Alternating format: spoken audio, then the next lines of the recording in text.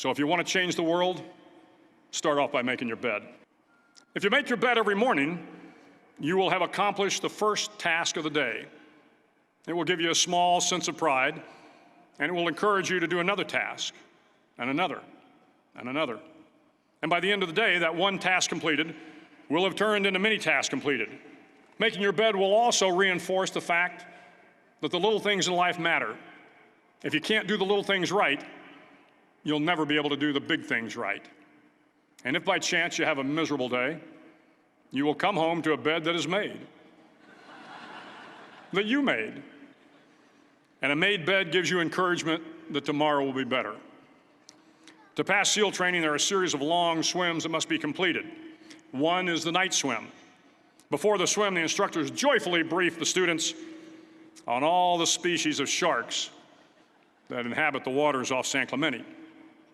They assure you, however, that no student has ever been eaten by a shark, at least not that they can remember. But you are also taught that if a shark begins to circle your position, stand your ground. Do not swim away. Do not act afraid. And if the shark, hungry for a midnight snack, darts towards you, then summons up all your strength and punch him in the snout, and he will turn and swim away. There are a lot of sharks in the world. If you hope to complete the swim, you will have to deal with them.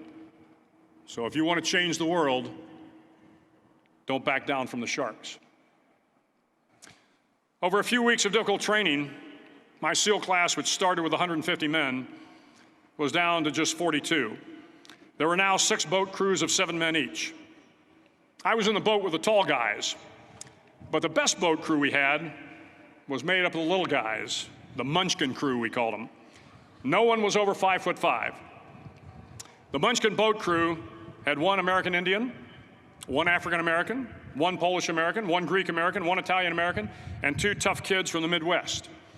They out-paddled, outran, and outswam all the other boat crews.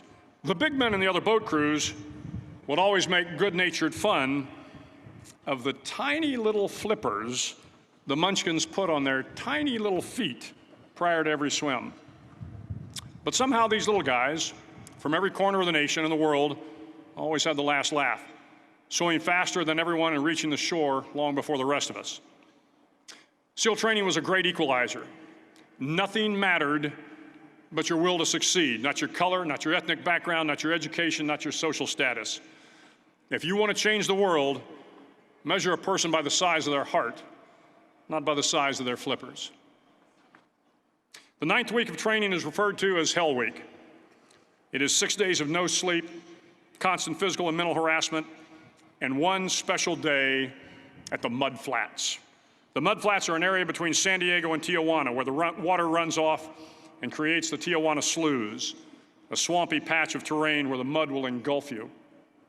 It is on Wednesday of Hell Week that you paddle down to the Mud Flats and spend the next 15 hours trying to survive this freezing cold, the howling wind, and the incessant pressure to quit from the instructors. As the sun began to set that Wednesday evening, my training class, having committed some egregious infraction of the rules, was ordered into the mud. The mud consumed each man till there was nothing visible but our heads. The instructors told us we could leave the mud if only 5 men would quit. Only 5 men, just 5 men, and we could get out of the oppressive cold. Looking around the mud flat, it was apparent that some students were about to give up. It was still over 8 hours till the sun came up, 8 more hours of bone-chilling cold. The chattering teeth and the shivering moans of the trainees were so loud, it was hard to hear anything. And then one voice began to echo through the night. One voice raised in song. The song was terribly out of tune, but sung with great enthusiasm. One voice became 2, and 2 became 3, and before long, everyone in the class was singing. The instructors threatened us with more time in the mud if we kept up the singing, but the singing persisted. And somehow the mud seemed a little warmer, and the wind a little tamer, and the dawn not so far away. If I have learned anything in my time traveling the world, it is the power of hope, the power of one person, a Washington, a Lincoln, King, Mandela, and even a young girl from Pakistan, Malala. One person can change the world by giving people hope. So if you want to change the world, start each day with a task completed. Find someone to help you through life. Respect everyone. Know that life is not fair and that you will fail often. But if you take some risks, step up when the times are the toughest, face down the bullies, lift up the downtrodden, and never, ever give up. If you do these things, the next generation and the generations that follow will live in a world far better than the one we have today. And what started here will indeed have changed the world for the better.